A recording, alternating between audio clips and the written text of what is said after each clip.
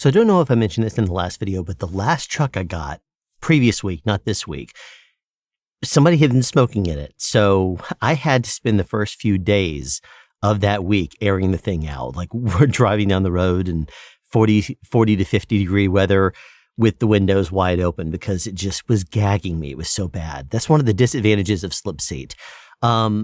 This week though, the truck was better. And every single one of these KWs, Kenworths, has a different personality. Like this truck, for example, when you put down the gas, it would go to 65. But if you put on the cruise control, it would sit there happy and even allow it to adjust to 67. You could just drive down the road going 67. It did not require passing gear. It did not require you to double pump the gas in order to go above 65. It didn't require any of that. It just went. So that was kind of cool because, it basically capped you at 67 all the time. And a lot of the stuff I was doing that week was on the highway, on the interstate rather, speed limit 70 mile an hour road. So that was great. The thing that was a little concerning to me as I went into this week is, if you recall from the previous episode, I had a conversation with the office about regional versus daily, and they agreed to put me on to daily home. And that was great. But the day that I had a conversation with our manager was the last day that they sent me out on a backhaul. Now, sometimes the backhauls have been, they'd send me out for 180, 190, 210 miles, something like that. And then I'd come back and I'd do, 40, 50, 60, 40 to 50 or 80 miles, something like that. There was a couple of times that they would send me out there was one time I think they sent me out for like 110 miles, brought me back, and then sent me out for a backhaul to, if memory serves, it was Niagara, or maybe it was a frozen dairy run that was about just under 100 or just under 200. So, I'd end up with just under 300 miles for the day. Now, the biggest thing about stopping is anytime you stop, you're chewing up your time with customers. They could be dragging their feet. They could be just trying to find, a forklift, or just be dragging their feet because they just don't care. They're not necessarily going to try to get you out in record time. You also don't know if you're going to be waiting at the location because they're not open yet. A lot of the times I end up making it to my locations early. So if it doesn't open till 4 a.m., I'll get there sometimes, 20 minutes early, sometimes over half an hour early. There was one time I got there over 2 hours early, and then I had to sit there and wait because they do not open their doors before 4. That's an interesting thing I learned this last week also. Not all neighborhood markets open after 4. Some of them open before 4. So if that's the case, I need to find out which ones open before 4 and which ones open after 4. That's a new thing I have to start looking at, because if they don't open until 4, then I need to be aware of that. And there's no way that when they send you the job, they didn't tell you if it what their hours are. Sam's Clubs don't open until 4. So if I see one of those on my assignments, I know not to show up there before 4, or not to even walk toward their doors, because they won't even open the door until 4. Most Sam's Clubs have people start to gravitate in around 4. And then the people in the loading docks area sometimes don't even come in until after 4. So they'll get there. And whenever I show up early, they're just like, yeah, they're not here just yet. They'll be here in the next 15, 20 minutes. I'm like, great. I just stand around waiting for them. Biggest takeaway from this last week, though, was that basically my paycheck from the previous cycle, detention pay, went away almost. Now, I think that's because they did a better job of scheduling me, and the scheduler did a good job, so that way I wasn't waiting so long, because I think detention pay comes from when they send you someplace and you spend a lot of time waiting. But it was the first paycheck I had gotten where I didn't have over $200 worth of detention pay sitting there. I had $3.75 from, I guess, a 15-minute detention someplace. Now, the reason I'm I don't want to say on high alert. I'm a little kind of confused as to what's going to happen, is because when I got this last paycheck for last week, it was about $250 to $300 less than the best check I've gotten at Marten so far. And this was the previous week was one of the better ones I've gotten. So I'm wondering if because they took away the detention pay, if the previous week was a good week and this week was, let's say, on the slightly less than average week, if you take away that detention pay, that would be a difference of about $100. If from a good week to a bad week, that's okay. But then is that detention? I mean, I can't just start to say, well, go back to bad scheduling, make me have to sit there waiting 2 hours. I can't just tell that because logistically that doesn't work. The customer site doesn't open for a certain amount of time. It's good for the planners to know when that is because it's a company expense. They don't need to pay me to just sit there and wait for somebody to open their doors. It would not be wise. The company wouldn't be making nearly as much money if they're paying their drivers to sit there and wait and twiddle their thumbs before the doors open. So it makes sense for them to schedule correctly. And it seems like after I had that conversation with the planner and with the manager, it looks like my detention pay almost went away. Now, the big change in what it looks like to me is my backhauls almost went away. The last 2 days of the last cycle after I had that conversation was the only 2 days that did not have a backhaul, if memory serves. They sent me out usually they were shorter. They were like the Niagara one, or not the Niagara ones. Those are the long ones. They sent me for the General Mills, which, the phrase, if the wheels aren't turning, you're not earning. And most of the time what you're doing when you go to General Mills is you wait. Anytime you have a clock change, you change from, yard move to find your trailer to pre-tripping the truck to, and then you go to the trailer and then you go to the next trailer. That's a yard move. And then you pre-trip that one and then you leave and you go through waiting through security. That all takes time. And every one of those is a change on your clock. You change from, on duty yard move to on duty pre-tripped, on duty yard move, on duty, whatever, security. So you're not really detained. You're not really sitting there waiting for, on the clock for over 30 minutes at a time. So your detention pay, you're not getting paid to sit there and waste time at General Mills. I don't think the clock just sits there and says, well, you've been on duty, not driving for over an hour between sitting at the security gate, dropping off your trailer and post-tripping it, driving to the new trailer, pre-tripping it, and then driving back to the security gate, waiting for them to stop twiddling their thumbs and to give you your paperwork, and then you calling it in. That easily takes over an hour. But I've not been seeing detention pay for that. And I'm assuming it's because I'm changing status, going from on-duty yard move to on-duty. Now, I could just sit there and creep below 5 miles an hour and stay on duty, drop hook or something like that the entire time. In order to get paid, you might need to do that, but I'm not going to sit there and just creep around over a quarter of a mile long yard just to do it. I mean, it would take me 15 minutes to go from the front of the place to the back of the place just to drop off a trailer easily. But the reason why I'm a little concerned about this is because my paycheck was lower, and I felt that week I worked pretty solid. Like I did, you have to, in order to get the guaranteed pay, you have to do 7 total trips in a week or over 1,350 miles in a week. I'm assuming that's because the schedulers are told to schedule you that way. So that way it's worth it to the company. But you're at the mercy of the scheduler. So if the schedulers only send you out on 6 jobs for the week and you don't end up getting 1,350, which would be 250 miles one day, 250 miles one day, 250 miles one day, 300 miles and 300 miles. That's it. If you don't get that, you're not going to get your guaranteed pay or just 7 trips.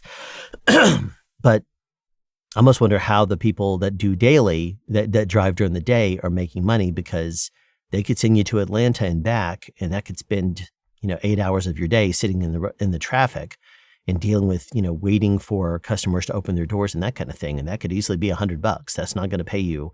I mean, I could be off on this, but to me, it seems like if you drive at night, you could pack down the miles. You drive during the day, that's when you're going to end up competing with other people at the docks. You're going to end up waiting on the from my limited driving during the day, doing the frozen and dairy runs and stuff like that. It appears that when you drive at night, they're stocking and they're doing various different tasks. A lot of the times, they're more than happy to pull themselves away, to pull themselves away to unload your meat and produce. When you're there during the day, they're just doing nonstop dock work. And that's when the frozen dairy people might show up, and then somebody else is going to come over there for GM, and they have to trade in and out employees. And one person may be on the ball, one person may be dragging their feet because they're doing something else. And it almost seems, and I could be off on this, but it just feels to me like when you go there in the middle of the night, they appreciate the break from stocking. But if you go there during the day, it's just monotonous because it's nonstop dock work, or it's nonstop. They would just rather be doing something else during the day. Like the task they have when the customers are there is different. So, and they would rather do whatever that is than unload the truck, because they're seeing, or there's just a lot more going on at their businesses when customers are there and they don't want to pull themselves away. Maybe that's what it is.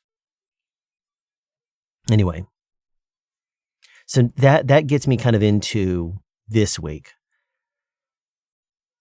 This Kenworth truck was fine. This, had a lot of tread on the tires. I was very happy with this truck. It made me very happy. I'm finding myself that I don't leave the driver's seat. I don't go back farther than the driver's seat. So I never go back in the back. I never do any of that. There's some person before me left a magazine sitting there on the bed, and it was open. So I just left it there the whole week. I don't drive the thing hard enough to actually, the truck hard enough to fling the magazines all over the place or whatever. So, the magazine was in the same open position facing downwards in it hadn't even slid. When I started there versus when I finished there. But this week also I saw a difference. On my Monday, they sent me out for 311 miles. I'm like, yeah, this is awesome. Just send me out for the over 300 miles. It's great. No backhaul. Because by the time I got back, I had, I think, just under 5 hours. So I knew they weren't going to send me to Niagara. That made me happy. And then the second day, they sent me out for 406 miles. And I was like, oh, good. So this time, I finished everything and I got back, and I was really happy because I got back and had like 3 hours left. That was good. It was a good day. The next day, they sent me out for another 300, and I think the same kind of thing as the first day. So like 310, something like that. And that was good. In those 3 days, I had gotten 1,000 miles, basically. The next day, they sent me out for 288. And then when I got back, I had, because the places I had gone to were very on the ball. They were very fast, very efficient. And I showed up there, they offloaded me because I guess they like my ETAs. I was sent to Blairsville quite a bit. Blairsville and Franklin, North Carolina has been a place that they've sent me. They sent me this last week and a half, a few times.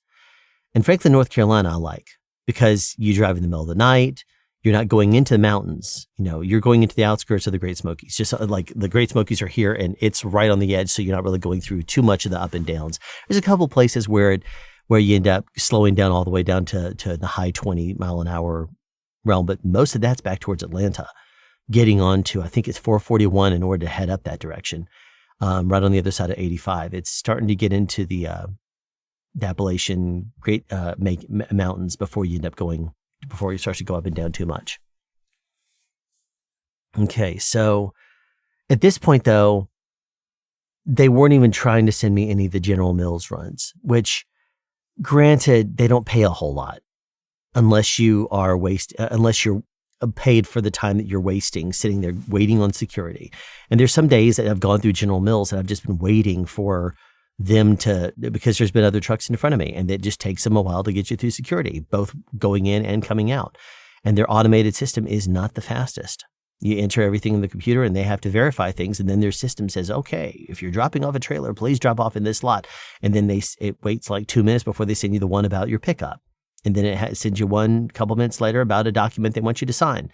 And then when you sign it real quickly, it says, thank you for signing it. And then it just still sits there, drags their feet. And then it gives you directions in another text message telling you where to go. So it can take a little while. And that's every person. Now they have 2 lanes for trucks going into 2 and 3 lanes, I think, for trucks leaving. But still it goes slow. I like the distance away from the Marten DC for General Mills, but it doesn't pay a lot because you're driving through Monroe, and then you drive on like a road that caps at speed limit 55, and there's 3 railroad crossings. There's various different traffic lights, and then you have to wait through security and various different other things at General Mills. So to me, I like, if they're going to give me a backhaul, I like that if I got to have a minimum of 7 trips in order to guarantee my pay for the week and not the miles, then I'm fine with them sending me to General Mills, because that at least covers that part. It helps me cover my 7 trips, because I'll get 1 every single day. So that's 5. And then I need 2 additionals. So this last week, I only had 6 because they sent me out for a longer run. And then I came back and they only sent me the 1 backhaul, and that was on my Friday, my last day. And there were 2 days in a row there where I finished all my work and I had like 6 hours and change left on the clock. And on that Friday, which was, I think, on a Wednesday to Thursday morning, when I got done with that, I had 5 hours and 50 minutes by the time I was waiting for the office, because they had a changeover of staff leaving and coming in. And then she had an issue with her login on her computer. And then by the time she finally got in there and got signed in and stuff and brought up everything, she was looking at things and said, okay, well, you have just under 6 hours. And instantly I see it on my app showing up for Niagara. And I'm like, because I was frustrated, because here's the thing. They send me on that Niagara run. I've done this exact same trip before. They send me basically down 316, which is one of the worst traffic areas there is in rush hour traffic, because it doesn't just, rush hour doesn't start at 6:30 or 7 a.m. in that area. It starts at 5:30 to 5:45, depending on how far up you start. And you'll be going down there, and it's like an interstate with the number of people coming down, but there's traffic lights and it's only 2 to 3 lanes wide. So you end up waiting for 4 cycles, 5 cycles sometimes to get through the traffic light. And then you'll go a little ways, but then even though it's speed limit, 55, you're not going that. You're going slower because you have cars piling in, and they're all trying to get y'all, in there. But everybody's going slow because everybody packs the road. And then by the time I get down there to the Walmart off of Pleasant Hill Road, they can be organized, but still, then you have to drive down 85 in rush hour. And then you have to drive around 285 in rush hour. Then by the time you get all the way around to the far side of 285 and start going southwest, because remember, Marten's on the east, slightly northeast. It's east-northeast. But by the time you get down there, you have to drive another 30 miles. Then you have to drive on back roads. Then they're fairly organized with regards to their security system and stuff. You buzz yourself in. You tell them your trailer. You give your pickup number. They tell you where to go. You have to slide your tandems all the way to the back. You park where you're going to go. And then they give you your trailer. You pick it up. You pre-trip it, all that kind of stuff. And then you go through security. But then one of the biggest things that sometimes takes time is you have to call in. You have to literally pick up the phone and call in to make sure that Marten has all the paperwork they need in order to process you for the day, or process your backhaul. So, and none of these companies give you the paperwork early. They always give it to you as you're leaving. So once you're leaving the security gate, they want you to just pull away and leave. You have your exit, but you have to stop someplace. And most of the time on these backhauls, as soon as you pull out of it, they don't want you just parking right as soon as you exit their property onto a road. There's quite often there's no parking signs. Trucks are going to do it anyway if they got to call in their backhauls, but that's annoying. There's a procedure for it. Do what you have to do for the company, but it's still annoying from a driver perspective because it can sometimes take 15 minutes because you scan documents in and you send it in and they're just like, it's not coming through. It's not coming through. So I've emailed the documents and they're like, yeah, it's still not coming through because you got to send every page of the bill of lading. And they're like, yeah, it's not in. I haven't received it yet. It's like, I can tell from my phone it's already sent, but it's just on their end, it takes forever. And then finally, when they get it, they can verify everything fairly streamlined. And then they ask you, what time did you get there? But it's a time killer because sometimes they'll say, yeah, it's still not there. Try calling me back in a few minutes because they don't want to sit there waiting on the phone with you. They might have other people they have to deal with.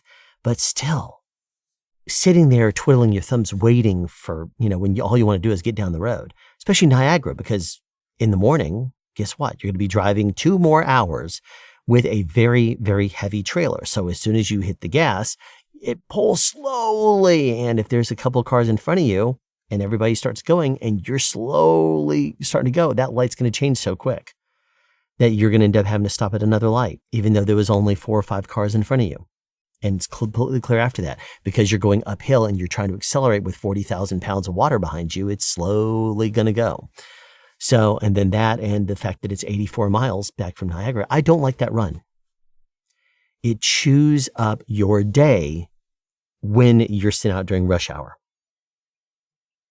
If I drove out later in the day, if it wasn't me, if they sent me out on a Niagara run, if I was a day driver, and let's just say that I went in at 4 a.m. and I finish all my runs and stuff, and I get back and they assign me Niagara and I was heading out of the DC by 9 a.m. I'd have 5 hours. I would have only had 5 hours down and I could spend however long I needed to on my clock driving. I'm not going to run into a lot of traffic at that point. So I'm going to go through I'm going to go through the little bit of traffic that there is probably in the 9 o'clock hour. I could get to the Walmart, trade my trailer, even if it took an hour to wait for a gap or you had to hustle trailer or you pull out an empty and put your loaded trailer in there. Even if you had to do that in kind of reverse order, you had to drop your trailer, pick up a trailer, move out an empty, and then put yours in there, and then go pick up that empty and leave. Even if you had to do that, by the time you were driving on clear roads, it would make it worth it. So when Niagara showed up there, and I had 5 hours and 50 minutes left on my clock, and almost all of that was rush hour, especially on 316. I said, it makes me nervous when you send me out when I have less than 6 hours left. You're sending me out in rush hour traffic to Niagara. And one person, I don't remember who it was, but one person made the comment of, well, why don't you just go home then? And they were probably joking, but at the same time, there was probably a bit of that of we have to still send somebody there. And I have a lot of hours. And so anyway, they sent me to General Mills. But I had every single day except my Friday, I had over 300 miles. One day I had over 400 miles. So it was a good week from the mileage perspective. And I'm assuming from looking at my paycheck, I mentioned detention pay went away, but I'm thinking that the reason why my check was smaller was because the company pays you for jobs between Wednesday over till Tuesday. And that's the way they look at it, I think. And I think because of the slip seat, because slipping back, I think too many of my days were lacking at the beginning of the week. So I might have missed Wednesday and Thursday and then started and Friday actually. No, so I might have been counting Wednesday, but then missed Thursday, Friday, and then Saturday. And so by the time I got through, I might have been paid for only 4 days of work, maybe as opposed to 5. Because of the way that things shifted back. So I'm wondering if that's the case. The guaranteed pay would go away at that point because you're technically in a week, you're not able to do the 7 jobs or over the certain mileage. But if I was just paid for 4 days worth of work, that would tell me that would be an indicator as to why my check was a little bit lower, $200 to $300 less. Because the detention pay goes away. That's easy to see. But it could have been, there could be a whole bunch of things. So anyway, I'm going to have to keep an eye on it going forward. But only having the one backhaul, and the one backhaul that only pays like 50 miles to go, because the first place they send you from the DC is 6 miles to Monroe, Georgia Walmart, which is where you pick up an empty trailer. You trade out your full for an empty. Then they send you, I think, like 13, 14 miles. Maybe it's a little bit more than that. Maybe it's not 18, 19 miles total to General Mills. And then you come back, which is 13 miles. Not the most miles, only like 40 to 50, I think. By the time you're done with it, it's like 40 to 50. I think it says 44 on the thing. That's another interesting thing to me. I'm going to mention. I think I said in the previous cycle that talking to someone in the office, they told me that they calculate mileage for us to drive from zip code to zip code. And I don't know if that's center of zip code to center of zip code, or if it's the edge of zip code to edge of zip code. And then there's a form you can fill out if the discrepancy is more than 10%. So let's just say that my actual miles was 110 miles from one place to another, but it calculates it as 100 miles. That would be 10%. The company only pays you for mileage above 10% discrepancy. So if on my odometer, it read 110 miles when I was done with a 100-mile run, I'm not going to get compensated for that, even if I fill out the form, because they don't pay you for the first 10% discrepancy. But one of the things that I have found is routinely, when I start my trip, and right as I'm at the security gate, I reset my odometer. And then when I come back in, one of the things I always do is I look at my odometer, and I think to myself how far off that is from the actual miles that it's scheduled as on the trip. And I'm finding that routinely, it's just under 10% off. Now, I don't know if that's just RDC. I don't know if it's just the jobs I've been sent out on, because I've only been looking at the mileage the past just under 2 weeks, to be honest. And some days I've forgotten to reset it. Some of these jobs I've forgotten to reset it, but most of the time I'll reset it, and I'll go in my mind and I'll look at it. Like when I've been sent out for 300 and some odd, like 311 miles. When I was sent out for 311 miles, when I came back, the odometer showed it as 328 miles. That's a difference of 18 miles. And that's 6.5%, something like that discrepancy. But if you're routinely, like there's not been a case so far, and again, it could just be the luck of the draw, where I have been paid 100 miles for driving 94. That hasn't happened yet. Or I'm paid for 120 miles when the total on my odometer is 110. Hasn't been one of those. It's always been the other way. You drive more miles than you're paid for. Again, and this I may have even been misinformed about it being center to center or zip code to zip code. It might be a different system. I remember Schneider, their system was really weird too, because it would always be under 2, but it wasn't usually when they sent you cross country. That's when you might see some discrepancy, because there would be fuel assignments that would be a couple of miles here, a couple of miles there every single day, or maybe a mile on and off. You'd have to stop mile on and off. At the end of the day, you'd have to pull off, find a truck stop. Sometimes that was a mile off the road, sometimes a mile back, something like that. So over the course of 3,000 miles across the country, you would definitely end up going 3,040 miles or something like that. Or maybe 3,050 miles because of the discrepancy a little bit in the mileage. But I'm finding there's a little bit more of that being chewed up in Marten. I've also noticed that depending on the day, or depending on the time rather, it may send you on, in direction-wise, it may send you somewhere a little bit differently. It may send you on a different route based on the time. But then the Qualcomm, the OmniTrack system, is so slow that sometimes it throws an error. If it's overcast or if it's rainy or something like that, forget about it. It's going to take forever, and it's probably going to say unable to calculate route. And you end up having to resort to your phone GPS, which is less desirable to use something like Waze because it doesn't calculate in there, low bridges and anything that truckers need to be aware of. And I do have Trucker Path, but it is, or Truck Map rather, but it is a hog on the battery. And I think I mentioned that the Kenworths, they don't give you a whole lot of USB outlets. And the one that I do have that I plug into a whole lot, that one, whenever I plug up to that one, it slowly drains down the battery because the GPS, it will go from 100, 99, 98, 97 while I'm plugged in because it's not the fastest charging port.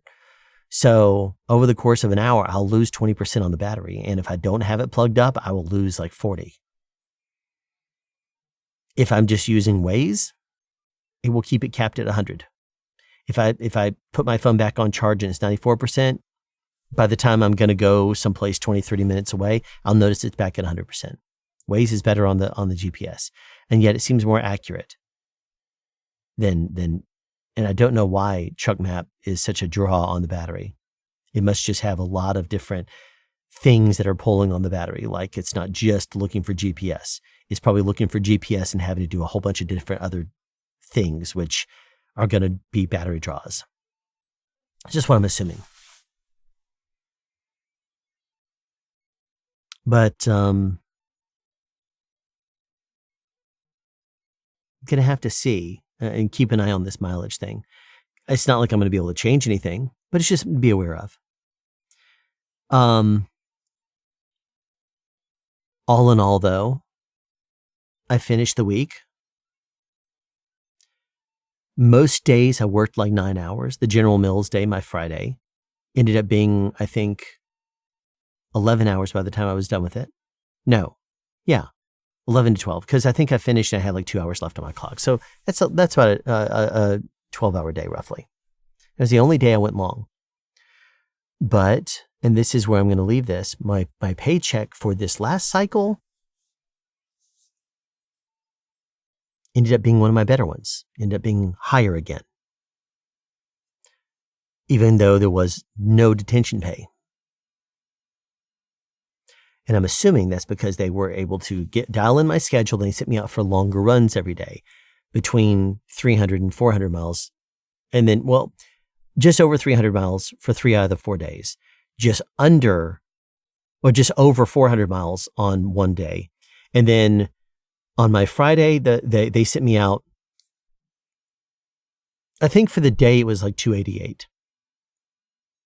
My first run was like 230 or something like that. And then they sent me to General Mills. I think I was just under 300 for the day with 2 runs, if memory serves. I might have misreported that earlier, but I remember I did not hit 300 miles on my Friday, but I worked a longer day. And a lot of that's because you end up stopping more. You end up driving. I ended up driving and then having to stop at a customer, run inside. I traded out the trailer, and they were very on the ball. I basically pull up there and said, "Hey, I trade you trailers." And she says, "Okay." I said, "You got it empty?" And she says, "We do." And so as I was backing in, right before I made connection with the dock, I pulled off my lock. So that way, when I pulled it all the way back, I had my lock that I could had in my pocket. So that way, when I pulled into the dock, I said, "Hey, sign this form and let me just double check the back of the trailer." And I was like, "Well, I'm good to go. So thank you very much." And then I was out the door in less than 5 minutes. I mean, by the time she let me in and I said, "Hey, I'll trade you trailers." And I told her I already had my lock. I already pulled my lock. And then she opened up the back and I said, that looks great. So she signed my paper. I was inside for probably 3 minutes. And the rest of that was me dropping the trailer, post-tripping it, moving over, hooking the trailer, pre-tripping that one, and then heading out. But all that does take time. And you're not paid as much for that kind of stuff as you are when you are driving. So I really appreciate the fact that they seem to have, and I knock on wood, they seem to have gotten my schedule better, where they understand that if I was starting at 9 p.m., to not send me places where it's going to make me wait for hours throughout the week, which would be detainment. So hopefully that means that they're not going to be sending me to places that don't open until 4. And I have to wait. Hopefully I can do a lot of miles over the course of the night, and that will be that. I'm really hoping it can stay that way, because I'm enjoying driving, doing the one run, driving through the mountains. Even if it's in the middle of the night, you can't see anything. The road you have to yourself. No one's driving those in the middle of the night. And I don't think it's because it's unsafe, because the roads are really good about slowing you down when you need to slow down. If you need to go down to speed limit 45 because the roads are windy, I'll go down below that. If the roads are at 65, it's smooth sailing.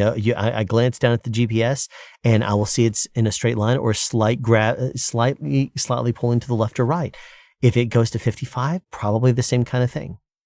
Some areas will be speed limit 55. Some places are speed limit 65. But either way, you're moving.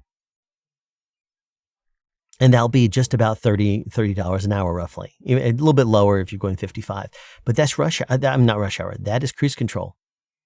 And I'm perfectly happy just driving down the road, listening to my audiobook for hours on end, whatever audiobook I'm listening to. Some of them have been really dogs. When I first got this Audible subscription, it was given to me from my partner for Christmas. She gave me a 3-month membership, but I started a 1-month trial before I put in her coupon code. And Audible system that I was doing a trial and I was planning on using that 3 months to expand the trial, but the Amazon way is that if you already have a subscription active, they only give you, they trade you a month on your you may be given 3 months, but they don't just credit you as 3 months. They give you that as 3 audiobooks, which I got really annoyed by when I discovered it, because I was like, why would you do that? I'm on a trial. She was extending my trial. Anyway, Amazon was good. They said, okay, fine. We'll put you on a 3-month trial. So she changed the coupon code and that gave me back my credit. So that way, at least I was able to use it the way I was going to, because every single month they give you a credit. As opposed to just, well, you're already paying for it, so we gave you an extra audiobook. That to me is not what I wanted. Anyway, they made good.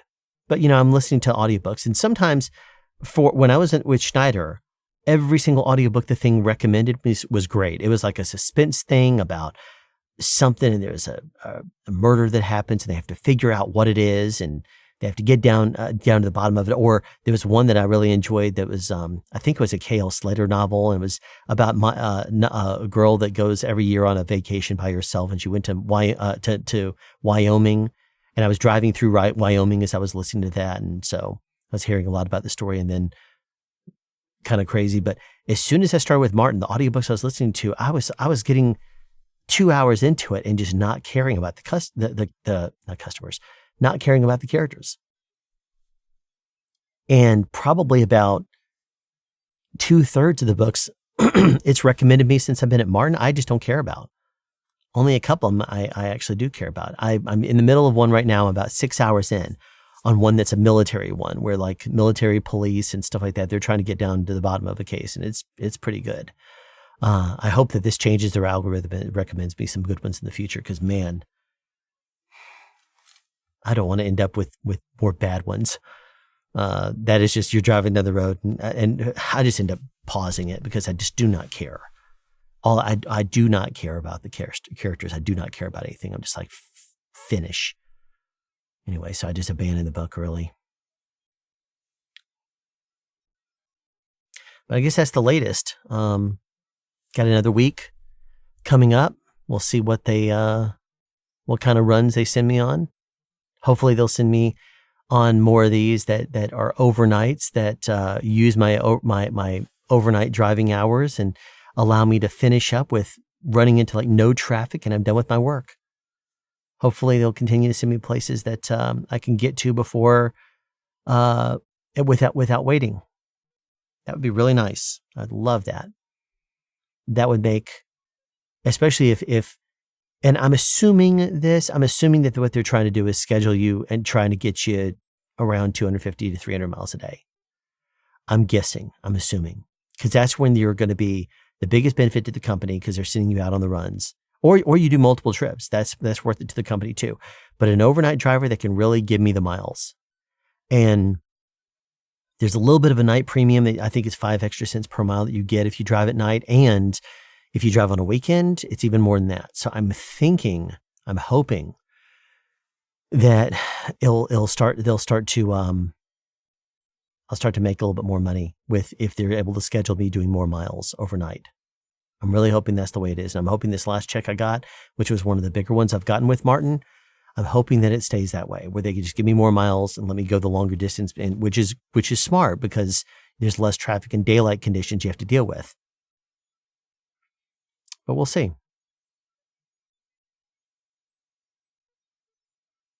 What I do know is that that I'm moving out of the weekends, which is where you get premium pay of extra 30 cents per mile. On this account, at least. Because when you start Saturday, go overnight Saturday to Sunday morning, go overnight Sunday to Monday morning, that's 3 days, but only part of that's in a weekend. You got like 1.5 days roughly in a weekend. And unfortunately, when I start again, I'm going to be starting on Sunday night. So I'll be driving over Sunday night, but I don't know at what point the pay ends on a weekend. Like if as soon as I go past midnight, is that going to be considered Monday and I no longer get the premium weekend pay? Or is it basically if I do a shift overnight on Sunday to Monday morning, once sunrise happens, is that when it counts it? I don't know. But I'll be going from Sunday night to Monday, Monday to Tuesday, Tuesday to Wednesday, Wednesday to Thursday, Thursday to Friday.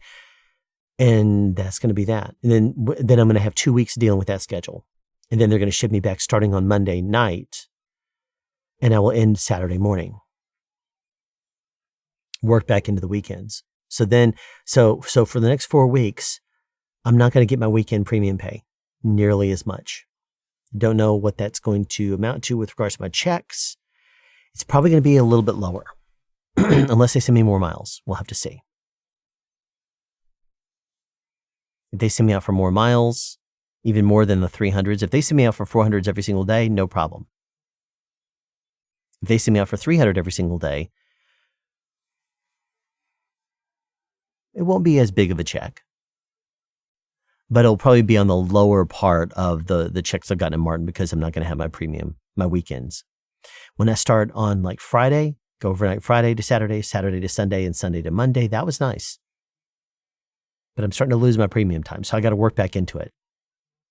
Over the course of the next month or so, I'll get back into working over my weekends. It's better to see my kids.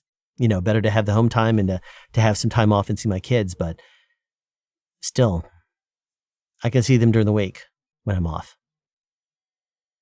And when you get your paycheck and it's lower and you're like, but I felt like I worked harder. Something to be said about that. Anyway, I guess that's it for this video. Thanks for watching.